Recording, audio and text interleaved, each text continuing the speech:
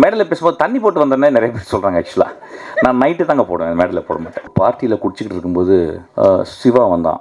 பிசாசு 2க்கு அப்புறமும் ட்ரெயினுக்கு அப்புறமும் மிஷ்கின் இந்த அட்ரஸ் எல்லாம் போயிடும், சீக்கிரம் சினிமா விட்டு போகணுன்னு தான் நினைக்கிறேன் நானும். அந்த காற்றுக்கு பெயர் 4 எழுத்து. கரையோடு உறவாடும், கதையோடு நிழலாடும் நம்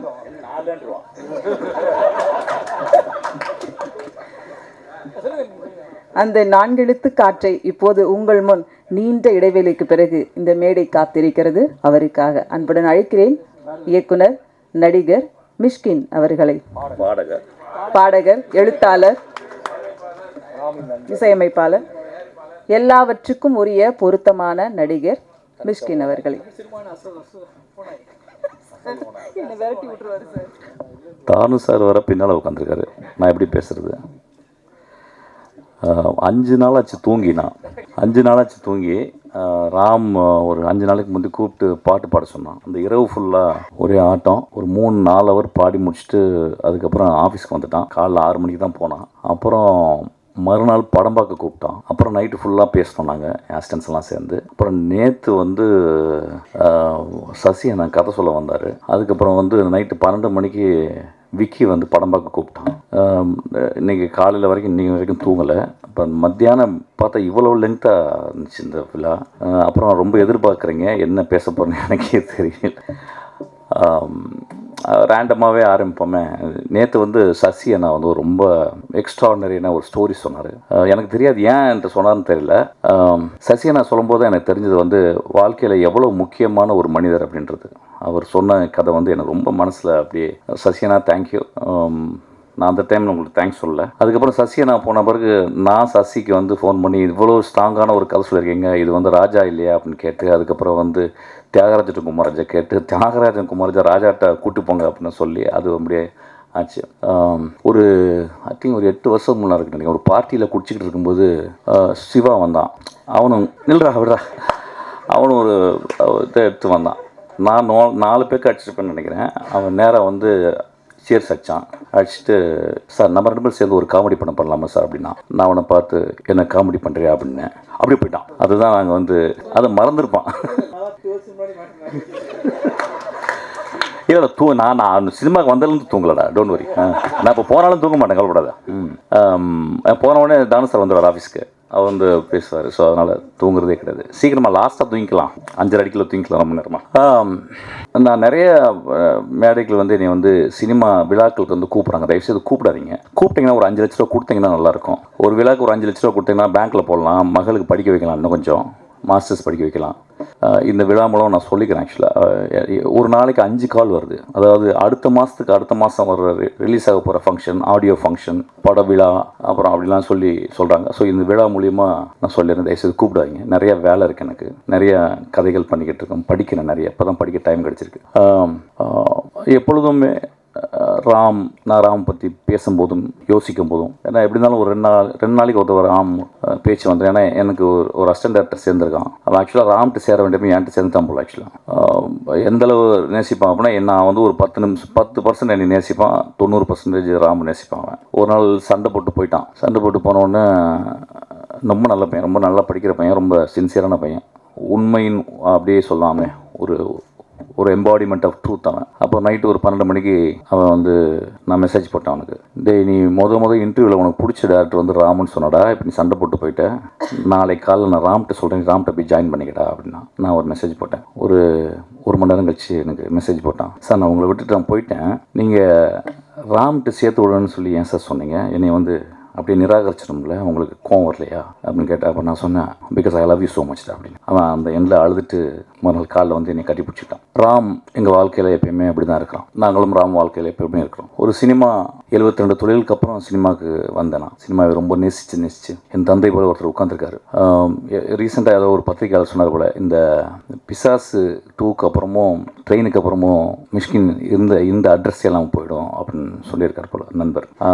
அந்த நண்பருக்கு ரொம்ப தாழ்மையாக சொல்கிறது, சீக்கிரம் சினிமா விட்டு போகணுன்னு தான் நினைக்கிறேன். நானும் ரொம்ப ஹாப்பியாலாம் சினிமாவில் இல்லை. ரொம்ப ஹாப்பியாக சினிமா பண்ண காலங்கள் அது போயிடுச்சு. இன்றைக்கி ரொம்ப காம்படிஷன், இன்றைக்கி ரொம்ப கால் ஸோ கால் ட்ரேடுனும் அதெல்லாம் வந்து அப்படியே அழக்கழிச்சு அப்படியே ஒரு உதிரத்திலிருந்து உதிரம் சொட்ட தான் நான்லாம் சினிமாவில் இருந்துக்கிட்டே இருக்கேன். அப்போ தென்றல் காற்று போல் ராமின் படங்கள், ஒரு கொட்டுக்காளி, ஒரு வாழை அப்படின்ற ஒரு படங்கள் வரும்போது ஒரு தென்றல் வீசுது. அப்படி தான் இந்த படத்தை நான் போய் பார்த்தேன். மாலை ரொம்ப அழகான மாலை இது ஆக்சுவலி. ஏன்னா ராமோ வெற்றிமாறனோ இல்லை யாரோடய சேரும் போதெல்லாம் இந்த மாதிரி வந்து ரொம்ப அருமையான மாலை, ரொம்ப பர்சனலாகிடுது ஆக்சுவலாக. மாதிரி ரொம்ப ரொம்ப எமோஷ்னலாக பேசினான். தன்னுடைய குருவை அம்மா, நான் எப்பயுமே சொல்லுவேன், ஒரு டேரக்டருக்கும் அசிஸ்டன்ட் டேரக்டருக்கும் இல்லை ரிலேஷன்ஷிப்பு, அம்மா பேர்த்து வெளியே போடுறா டேரக்டர் அந்த அசிஸ்டன்ட் டேரக்டர் வயிற்றுக்குள்ள திரும்பி எடுத்துக்கிறாங்க. ஸோ ரொம்ப மூவிங்காக இருந்துச்சுடா. நீ ராம பத்திரமா பார்த்துப்ப, நாங்களும் பத்திரமா பார்த்துப்பேன்டா. நம்ம எல்லோரும் ராம பத்திரமா பார்த்துக்கணும். Thank you so much. Thank you so much for the Hotstar people, wonderful people. அது தெரியல, இதெல்லாம் இப்படி சொல்லணுமான்னு தெரியல எனக்கு. கூல் கைஸ் எல்லாமே.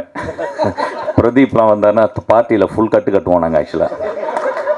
எனக்கு பார்ட்டியில் தான் ரொம்ப பார்த்துருக்கேன் ஆக்சுவலாக. வந்து தானு சார் சொல்ல, என்னப்பா உங்கள் ஃப்ரெண்ட்ஸ் எல்லாம் என்னப்பா எதுவும் சொல்ல மாட்டேன், ஏதாவது படம் கூட வாங்க போனேன் சார், எனக்கு அதெல்லாம் தெரியாது சார் அப்படிமே தானு சார்கிட்ட. சில் அவுட் கைஸ், நல்ல ஜாலியான பசங்க ஆக்சுவலாக. என்னுடைய ரொம்ப பூசம் பட்டி அவன், என்னோட கதிரோட என் கூட இருந்தவன் Senthil, my darling. Thank you so much, love you. நான் எதுவும் பேசலையா, போர் அடிச்சிச்சா இன்னைக்கு? ஒன்றும் இல்லைங்க, சரக்கு இல்லை, அடுத்த மேடையில் வச்சுக்கிறேன் ஆக்சுவலாக. அப்புறம் நான் நிறைய பேர் நான் மேடையில் பேசும்போது தண்ணி போட்டு வந்தேன்னே நிறைய பேர் சொல்கிறாங்க ஆக்சுவலாக. நான் நைட்டு தாங்க போடுவேன், மேடையில் போட மாட்டேன். Thank you sir. அந்த 5 லட்சங்கிறது உண்மைதானா? அந்த 5 லட்சம்னு சொன்னீங்கல்ல, அது கன்ஃபார்மா? நான் எப்படி சொல்ல முடியும்? Official news. டேய் குட்டி, வாடா ஒரு முத்தம் வாங்கிக்கடா. டேய் ஸோ அவன் கிளாப் பண்ணுங்க, ரொம்ப அழகாக நடிச்சுக்கான்.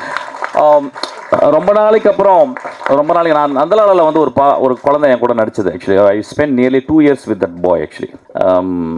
ஸோ அதுக்கப்புறம் ஒரு எக்ஸ்ட்ரானரி ஆக்டர். குழந்தையோட ஒர்க் பண்ணும்போது பார்த்தீங்கன்னா, ஒரு படம் 4-5 படம் ஒர்க் பண்ணிட்டே இருப்போம். திடீர்னு ஒரு குழந்தையோட ஒரு டேரக்டர் ஒர்க் பண்ணும்போது பார்த்தீங்கன்னா, அந்த குழந்தை அவனுக்கு எல்லாத்தையும் சொல்லி கொடுத்துருவோம், எல்லா கிராஃப்டையும். அப்படி தான் அந்த படம் ரொம்ப அழகாக பண்ணியிருக்கான். இதுக்கு மேலே நடிக்கக்கூடாது, போய் ஒழுங்காக படிக்கணும், சரியா? அவங்க அப்பா மட்டும் சொல்லிட்டேன் போதும். அப்புறம் இந்த பையன் வந்து அப்படிலாம் பண்ணி பார்ப்பான், சிகரெட்லாம் பிடிக்கிற மாதிரிலாம் பண்ணி பார்ப்பான். ஒழுங்கு போய் வேலை செய்யணும். ஓகே, இது படிக்க.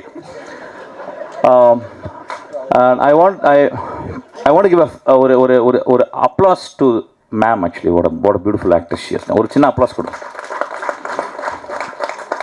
நான் படம் பார்த்து கேட்டேன், யாரா அந்த பொம்பளை பயங்கரமாக அடிச்சிருக்கு. நான் அப்புறம் தான் சொன்னாங்க, மலையாளத்தில் பெரிய ஆள், எனக்கு தெரியாது நம்மளுக்கு.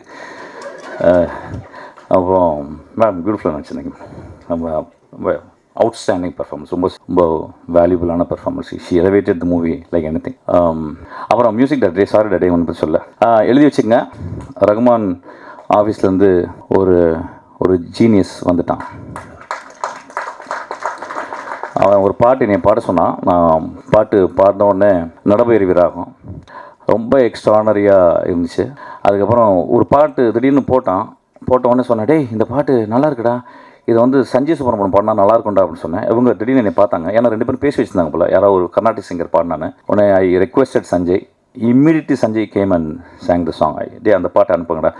அவன் வந்து ஒரு பெரிய சூறாவளினா ரொம்ப போர் அடிக்குது. ஒரு நீ இருப்படா போடா. நல்ல பையன், ரொம்ப நல்ல பையன். அதாவது நான் என்னோட மியூசிக் டைரக்டரை பார்க்கும்போது ரொம்ப சிம்பிளாக பார்ப்பேன். ஒரு ஃப்ரேஸ், அன்னக்கிளியே ஒன்று தேடுதே, அவ்வளோதான். இது வந்து இன்னும் 50 வருஷம் ஓடிக்கிட்டே இருக்கு. இளங்காத்து வீசுதே, அவ்வளோதான். ஒரே ஒரு 6 நோட்டு போய் திரும்பி ஒரு 3 நோட்டு திரும்பி வந்த உடனே அந்த பாட்டு அப்படியே மேஜிக். அவனுடைய பிகினிங் அந்த ஃப்ரேசஸில் வந்து ஒரு மெலாடிக் ஸ்ட்ரென்த் ஆக்சுவலி நான் பார்த்தேன். எல்லா இதுலேயுமே வந்து அசால்ட்டாக போடுறான், ஆனால் அந்த மெலாடிக் ஸ்ட்ரென்த்தை பார்த்தேன் ஆக்சுவலாக. வந்து I think he is going to build a great architecture. Thank you so much.